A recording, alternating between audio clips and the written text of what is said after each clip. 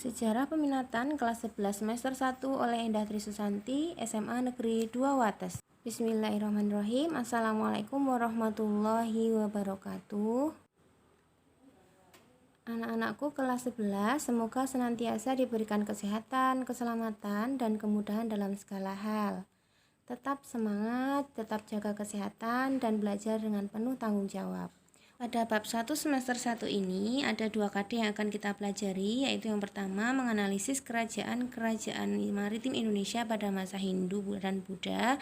Yang 3.2 menganalisis kerajaan-kerajaan maritim Indonesia pada masa Islam. Masa Hindu Buddha diantaranya Kerajaan Sriwijaya dan Kerajaan Majapahit. Untuk yang pertama, Kerajaan Sriwijaya.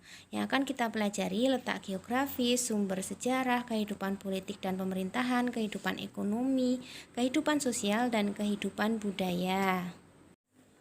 A. Letak geografis. Kerajaan Sriwijaya terletak di wilayah Sumatera bagian selatan. Diperkirakan pusat pemerintahan berada di sekitar Sungai Musi atau di sekitar kota Palembang sekarang. Sriwijaya adalah kerajaan maritim yang kuat di Pulau Sumatera dan berpengaruh di Nusantara.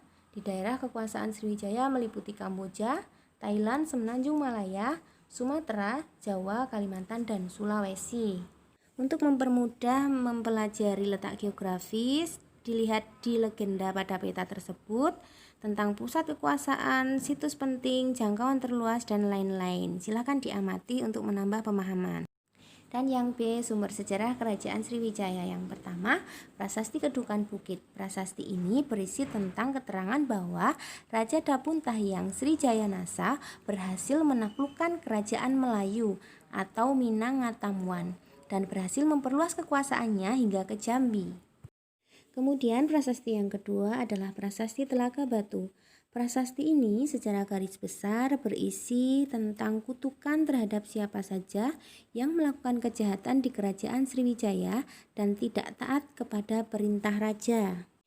Sumber yang ketiga yaitu Prasasti Talangtuo. Prasasti Talangtuo ini isinya adalah titah Raja Dapun Tahyang untuk membangun Taman Sri Setra sebagai tempat rekreasi untuk rakyat Sriwijaya. Prasasti yang keempat yaitu Prasasti Karangbrahi. Prasasti ini berisi tentang keterangan tentang penguasaan Sriwijaya atas daerah Jambi. Prasasti yang kelima yaitu Prasasti Ligor. Prasasti ini menyebutkan tentang ibu kota Ligor yang berfungsi mengawasi pelayaran dan perdagangan di Selat Malaka.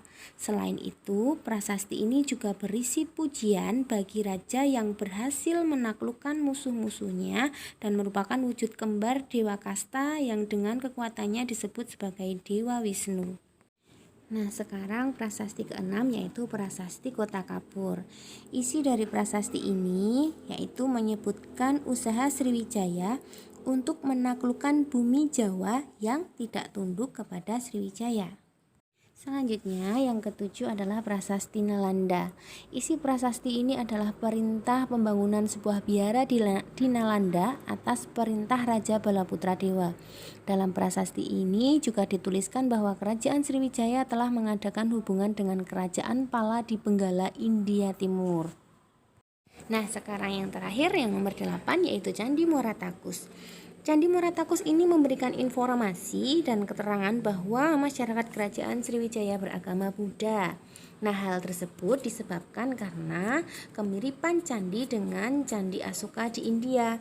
Nah, di sini merujuk pada peninggalan-peninggalan candi dari Raja Asoka yang menyebarkan agama Buddha di India. Nah, setelah sumber berita dari dalam negeri, kemudian kita menuju ke sumber berita dari luar negeri. Yang pertama yaitu dari berita Cina yang ditulis oleh It Sing, seorang pendeta dari Cina yang pernah singgah di Sriwijaya dan mengemukakan bahwa Sriwijaya adalah kerajaan yang sudah maju, pelayarannya juga maju, dan menyebutkan bahwa Sriwijaya telah melakukan penaklukan di berbagai daerah, di antaranya daerah Kedah di pantai barat Melayu. Kemudian sumber berita kedua dari Cina yaitu berita dari dinasti Tang yang menyebutkan bahwa Sriwijaya adalah kerajaan Buddhis yang terletak di Laut Selatan.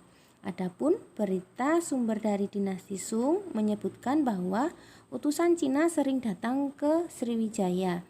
Nah, di sini berarti sudah ada hubungan perdagangan antara Sriwijaya dengan Cina. Nah, untuk selanjutnya tentang kehidupan politik, kehidupan ekonomi, kehidupan sosial, kehidupan budaya dan agama Kerajaan Sriwijaya. Kita mulai dari kehidupan politiknya nih.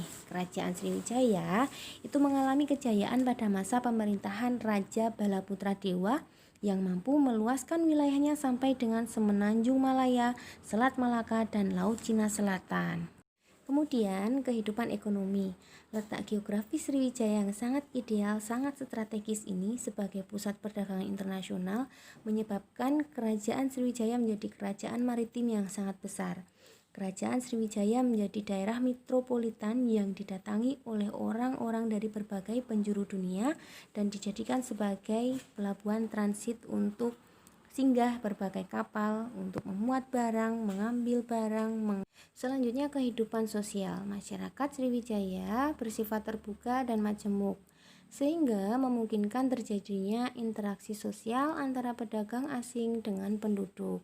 Karena keterbukaan itu tadi sehingga komunikasinya bisa terjalin dengan baik. Yang terakhir kehidupan budaya dan agama. Sriwijaya juga merupakan pusat pendidikan agama Buddha pada abad ke-9 Masehi dikarenakan hubungan yang baik dengan negara India dan Cina. Nah, disitulah yang menyebabkan perkembangan agama Buddha di Sriwijaya ini maju sangat pesat. Baiklah, materi selanjutnya, faktor-faktor penyebab keruntuhan Kerajaan Sriwijaya. Nah, di sini ada beberapa penyebabnya. Di antaranya yang pertama, berulang kali Sriwijaya diserang Kerajaan Kolamandala dari India. Nah, ini karena Sriwijaya itu menerapkan pajak bagi kapal-kapal asing. Nah, ini menyebabkan ada beberapa kerajaan yang memberontak dan menolak memberikan pajak. Kemudian kerajaan taklukan Sriwijaya banyak yang melepaskan diri dari kekuasaannya sehingga sudah tidak kuat lagi dan tidak mengirimkan upeti lagi terhadap Sriwijaya. Misalnya kerajaan Ligor, Tanah Gentingkra, Kelantan, Pahang, Jambi, dan Sunda ini sudah melepaskan diri.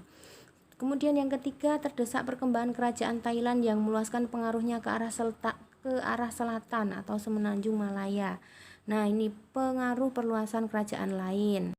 Nah, selain dari desakan kerajaan luar negeri yang memperluas pengaruhnya, ternyata dari dalam negeri sendiri juga ada kerajaan yang memperluas pengaruhnya, yaitu kerajaan Singasari.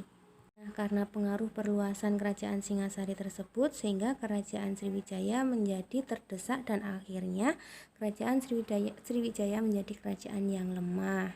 Pengaruh dari internya kerajaan itu sendiri yaitu raja yang tidak cakap dan berwibawa untuk memimpin kerajaan sebagai akibat dari kurangnya pengkaderan atau kaderisasi.